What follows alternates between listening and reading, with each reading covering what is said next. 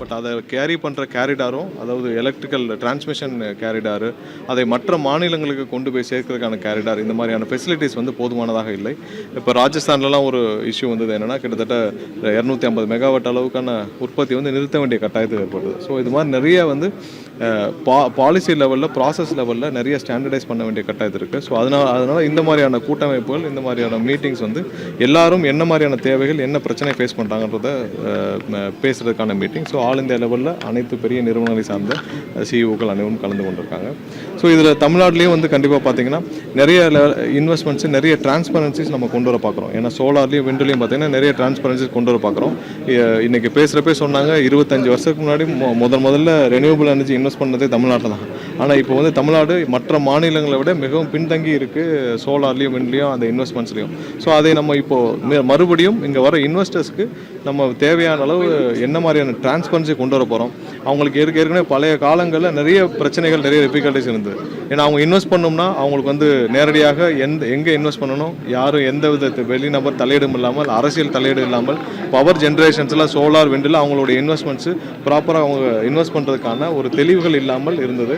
அவங்க நடுவில் நிறைய பேர்கிட்ட பணம் கொடுத்துட்டோ, இல்லை அவங்களுக்கு தேவையான லோட் ஃப்ளோ ஸ்டடி, அவங்களுக்கு தேவையான கனெக்டிவிட்டி கமிஷன் பண்ணுறது, அவங்களுடைய பவர் ஜென்ரேஷன்ஸை நம்ம கமிஷனிங் பண்ணுறதுலேருந்து நிறைய இடத்துல அவங்களுக்கு பிரச்சனை இருந்தது. இடம் கிடைக்கிறது பிரச்சனை. ஏன்னா எங்கெங்கெல்லாம் அவைலபிலிட்டி இருக்குன்னு நம்ம பார்க்கணும். அந்த அவைலபிலிட்டி இருக்கிற ஏரியாவில் அவங்களுக்கு ஃபஸ்ட்டு இடம் கிடைக்கணும். ஸோ அதை வந்து தனியார்கள் நிறைய பேர் கொள்முதல் செஞ்சு 100 ஏக்கர் 200 ஏக்கர் வாங்கி அவங்களே அங்கே வந்து ஆதிக்கம் செலுத்தி வெளியிலேருந்து யாரும் இன்வெஸ்ட் பண்ண முடியாத அளவுக்கு கடந்த சில ஆண்டுகளாக அது பார்க்கப்பட்டது. ஸோ அது எல்லாம் களையப்பட்டு இப்போ தான் நம்ம அதெல்லாம் கம்ப்ளீட்டாக லோட் ஃப்ளோ ஸ்டடி எல்லா இடத்துலையும் பண்ணிகிட்டு இருக்கோம். எங்கெங்கெல்லாம் இந்த மாதிரியான ஒரு தனிநபர்கள் புரோக்கர்லாம் சேர்ந்து இன்வெஸ்ட் பண்ணி அவங்க பிளாக் பண்ணி வச்சுருக்காங்களோ அதெல்லாம் ரிலீஸ் பண்ணுற பணிகள் நடந்துகிட்ருக்கு. நிறைய பேர் வந்து தன்னிச்சையாக அவங்களே ஆதிக்கம் செலுத்தி யாரும் இன்வெஸ்ட் பண்ணால் பார்த்துக்கிட்டாங்க. ஸோ அதையெல்லாம் நம்ம மாற்றி இன்றைக்கி ஒரு டிரான்ஸ்பரண்ட்டான ஒரு சோலார்லேயும் ரெனியூவல் எனர்ஜி சோலார் விண்டில் நம்ம பாலிசி கிரியேட் பண்ணிட்டு வரோம். அடுத்த ஒரு வாரத்தில் அதெல்லாம் லான்ச் ஆகிடும். ஸோ அதற்கான அது என்ன மாதிரியான பாலிசி, நம்ம என்ன மாதிரி தமிழ்நாட்டில் என்ன மாதிரியான ஒரு புதுசாக ஒரு டிரான்ஸ்பரண்ட் சிஸ்டம் கொண்டு வர போகிறோன்றதையும் நம்ம வந்து இங்கே இருக்கிற அனைத்து இன்வெஸ்டர்ஸ்டையும் விளக்கணும். கண்டிப்பாக அவங்களும் வந்து பல இது வரைக்கும் இந்த மாதிரி ஒரு மீட்டிங் தமிழ்நாடு கவர்மெண்ட்டோடு நடந்ததே இல்லைன்னு சொன்னாங்க. இதெல்லாம் நம்ம செய்ய வேண்டும். கண்டிப்பாக அவங்களுக்கும் நம்ம என்ன மாதிரி இந்த கவர்மெண்ட்டு, நம்மளுடைய முதல்வர் தலைமையிலான அரசு அவங்களுடைய விஷன் நெக்ஸ்ட் ஃபியூச்சரிஸ்டிக்காக அடுத்த 25-30 வருஷத்துக்கு எதை நோக்கி நம்ம பயணிக்கிறோம், என்னென்ன திட்டங்கள் கொண்டு வர போகிறோம், வர்ற இன்வெஸ்டர்ஸ்க்கு, அதுவும் பவர் ஜென்ரேஷனில் இருக்கிற இன்வெஸ்டர்ஸ்க்கு நம்ம என்ன மாதிரியான ஒத்துழைப்புகளை கொடுக்க போகிறோன்றதை வந்து நம்ம தெளிவுபடுத்தி இருக்கிறோம். கண்டிப்பாக அனைவருக்கும் இது இந்த அரசுடைய நோக்கம், நம்ம அரசுடைய முதல்வருடைய விஷன் எல்லாமே சொல்லியிருக்கிறோம். கண்டிப்பாக நிறையா இனிமேல் டிரான்ஸ்பரண்ட்டாக அவங்க இன்வெஸ்ட் பண்ணுறதுக்கான வழிவகைகளையும் செஞ்சு கொடுப்போம்.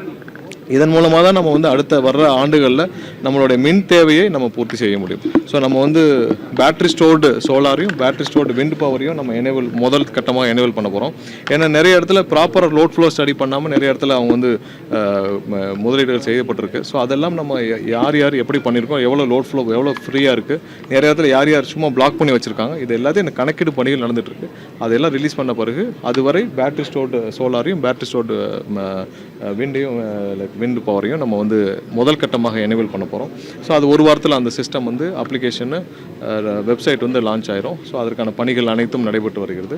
கண்டிப்பாக இன்வெஸ்டர்ஸ் அனைவருக்கும் கண்டிப்பாக அவர்கள் எதிர்பார்த்த விஷயத்தை நம்ம செய்து கொடுப்போம்னு சொல்லியிருக்கோம்.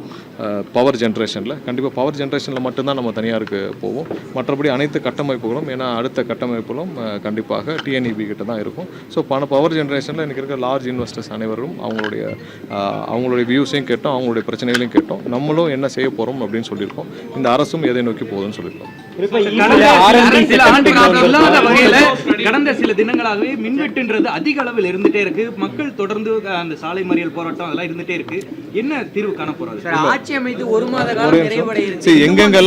எங்கெங்கெல்லாம் மின்வெட்டு இருக்கு, எவ்வளவு நேரத்தில் சரி பண்றோம்னு சொல்லி நேற்று இருந்து பார்த்துருப்பீங்க. நம்மளுடைய சோஷியல் மீடியாவில் ஒவ்வொரு நிமிஷமும் எந்தெந்த மின்வெட்டு எதனால் ஆகுதுன்னு சொல்லியிருக்கோம்.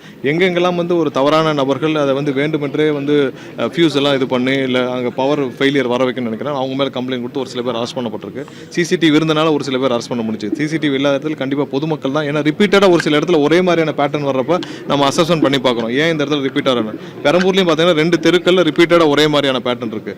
வந்தோடனே அவங்க வந்து ஒரு சில பேருக்கு மெசேஜ் அனுப்பிச்சு நீங்கள் உடனே போய் ரோட்டில் நில்லுங்கன்னு சொல்லி வேணுட்டு இது பண்ணுறாங்க. நேற்று பெரம்பூரில் 40 நிமிஷத்தில் அது வந்து ஒரு இடத்துல ஃபியூஸ் ஆஃப் ஆச்சு. ஃபியூஸ் இது மாதிரி பிடுங்கப்பட்டுச்சு. 40 நிமிஷத்தில் புதுசாக ஃபியூஸ் போய் போட்டு 40 நிமிஷத்தில் சரி பண்ணப்பட்டுச்சு. ஆனால் அது ஒரு சில பேர் தூண்டுதலின் பேரில் அவங்களை கொண்டு போய் ரோட்டில் கொண்டு வந்து பிரச்சனை பண்ணாங்க.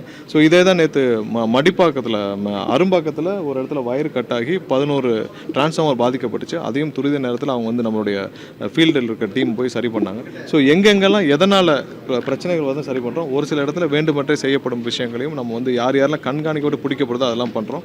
பொதுமக்களும் எங்களுக்கு இதில் ஒத்துழைப்பு தரணும். ஏன்னா எங்கள் இதில் ரிப்பீட்டடாக வருதுன்னா அவர்களும் என்ன பிரச்சனை அண்டர்ஸ்டாண்ட் பண்ணிட்டு, ஏன்னா சிசிடிவி இருக்கனால ஒரு சில பேரை பிடிச்சோம். சிசிடிவி இல்லாத ஏரியாக்களில் பொதுமக்களுடைய ஒத்துழைப்பும் அவங்களும் ஓரளவு யாரையாவது இந்த மாதிரி சந்தேகப்பட்ட நபர் இருந்தால் கண்டிப்பாக தெரிவிக்க வேண்டும் என்று கேட்டுக்கொள்கிறேன்.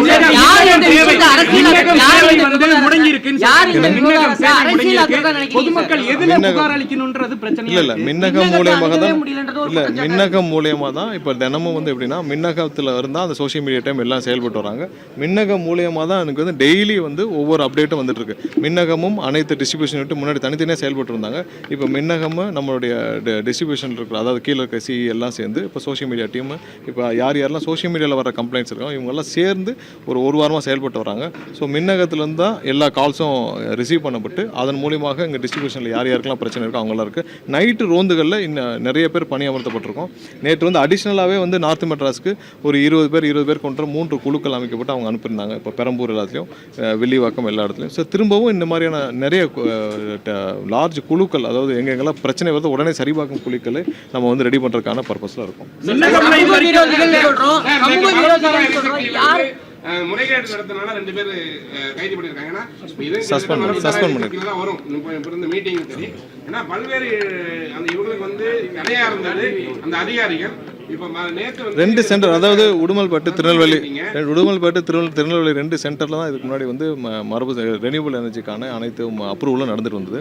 ஸோ இந்த சென்டர்லேருந்து நடக்க வேண்டிய அனைத்து பணிகளையும் இப்போ ஹெட் ஆஃபீஸ்லேருந்து பண்ணுறதுக்கான மாறுதலை செஞ்சுருக்கோம். ஏன்னா நிறைய பேர் இந்த சென்டரை வந்து சில தனிநபர்கள், தனியார்கள், தனியான கன்சல்டன்ஸ் அவங்கெல்லாம் அவங்களோட இன்ஃப்ளூயன்ஸும் இன்டர்வென்ஷன்ஸும் அதிகமாக இருந்தது. ஸோ அதனால் இந்த 2 சென்டரையும் டிஸ்மேண்டில் பண்ணிவிட்டு இன்ஜினியரிங் மட்டும் அங்கே யாரெல்லாம் இன்ஜினியரிங், அதாவது ஃபெயிலியர்ஸ் அட்டன் பண்ணுற இன்ஜினியர்ஸ்க்கு மட்டும் மற்ற இடத்துக்கு பிரித்து அமைச்சிட்டு தேவையான அனைத்து அப்ரூவலும் ஹெட் ஆஃபீஸ்லும் செய்கிறதுக்கான அனைத்து வேலைப்பாடுகளும் 2 வாரமாக நடந்து அதற்கான பணிகள் இனிமேல் இப்போ நேற்றுலேருந்து எல்லா அப்ரூவல்ஸும் நம்ம இங்கேருந்து தான் பண்ணிகிட்டு இருக்கோம். ஸோ யாரெல்லாம் நம்ம ஏற்கனவே நிறுத்தி வச்ச கமிஷனுக்கு பெண்டிங் இருந்த நிறுத்தி வச்ச அந்த அப்ரூவல்ஸ் எல்லாமே இந்த ரீநேம் பண்ணுறது, அப்புறம் ரீபவரிங் பண்ணுறது, இது எல்லாத்தையும் நேற்று இருந்து அப்ரூவல் வந்து இங்கேருந்து கொடுக்கப்பட்டது. நன்றி.